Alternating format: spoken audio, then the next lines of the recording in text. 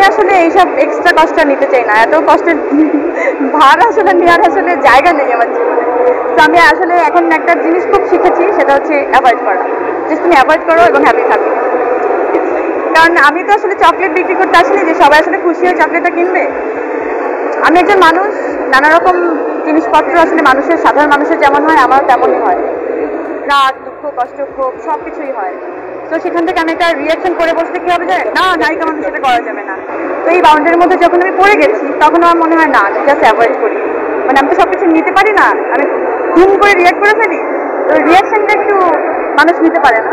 তো আমি চিন্তা করেছি আমি অ্যাভয়েডই করে যাবো।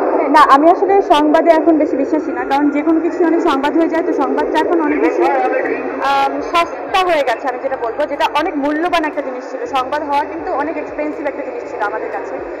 যে খবরের পাতা উল্টে কখন কোন সেলিব্রিটি নিউজ আসবে বা কোন হেডিংটা আসলে প্রথম সংবাদপত্রে প্রথমে দেখতে পাবো।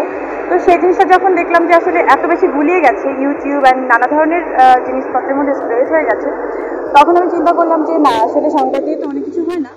যেমন আমার এত মিলিয়ন ফলোয়ার, সবাই তো আসলে হুমড়ি খেয়ে টিকিট কেটে যাচ্ছে না। তো এমনও আছে যার কোনো আসলে ফলোয়ারই নেই, কারণ সিনেমা অনেক বেশি সুপার হিট হয়েছে, এরকমও নজির আছে। তো ফলোয়ার দিয়ে আসলে জিনিসপত্র কি হয়, ওই সংবাদ জিনিসটা হয়। কিন্তু আসলে আমি যেটা চাচ্ছি যে এই মুহূর্তে যেটা আমি বিশ্বাস করি একজন দর্শক হিসেবে, যদি আপনি ঠিকঠাক মতো কাজটা আসলে পৌঁছে দিতে পারেন মানুষের কাছে, মানুষের দুয়ারে, ওইটা আসলে খুব ইম্পর্টেন্ট। মানে কোনো কিছু ভিউ দিয়ে আসলে কোনো কিছু হয় না। এবং আমি দেখেছি যে রঙিলা কিতাব মানুষ এত সুন্দরভাবে রিসিভ করেছে, 16 মিলিয়ন ফলোয়ারের মধ্যে আমার মনে হয় 16 মিলিয়নই দেখে ফেলেছে। তো এইটা আমার কাছে অনেক বেশি লাগে, আমি ফিল করি। আবার মাঝে মাঝে মনে হয় যে এইসব দুঃসংবাদ অনেক বেশি সবাই অ্যাভয়েড করে যায়। আমার জন্য অনেক বেশি সবার আশীর্বাদ কেন থাকে আমি জানি না, আমি অনেক ব্লেসড। তো আমি এখন আসলে হুটহাট করে কাজের সংবাদ কখনো দিতে চাই না, আমি কাজটা শেষ করতে চাই।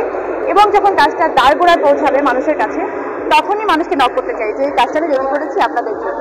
আমি নিজের জীবনে অনেক সবার থেকে আলাদা করে, মানে আড়াল করে নিজের জীবনটা জীবন করবো, আমাকে ডেকে বসে। তো আমি ফাইনালি ওটাই বিশ্বাস করা শুরু করেছি যে না, সমস্ত ঝামেলা নিয়ে আসলে আমাকে বাঁচতে হবে। তো আমি এভাবে হাঁটি।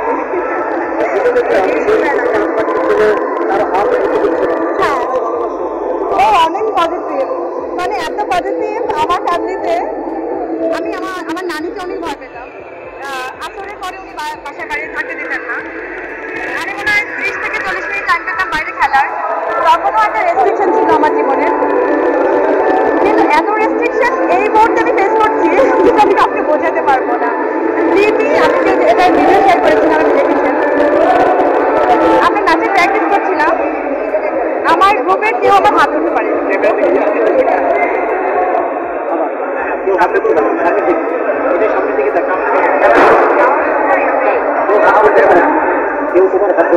হ্যাঁ হ্যাঁ, মানে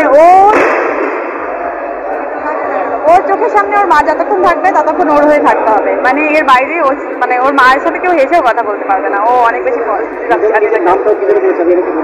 হ্যাঁ, ও আমি জিজ্ঞেস করছিলাম মা দিবসে, বাবা তোমার নামটা বলো তো, ক্যামেরা ধরে জিজ্ঞেস করছিলাম। যখন ক্যামেরা ধরি ও খুব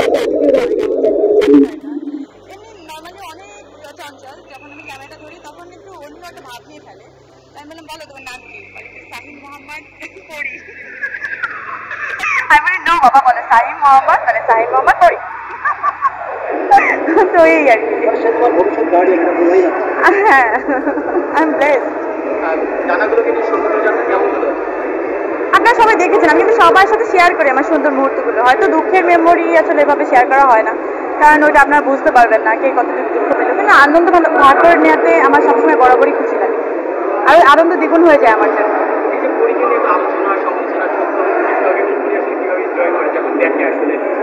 আমি আসলে এনজয় করা ছেড়ে দিয়েছি। আমি শুধু কাজ এবং আমার 2 বাচ্চাকে নিয়ে ব্যক্তিগত জীবন, আমার নিজের জীবনটাকে বাঁচতে চাই।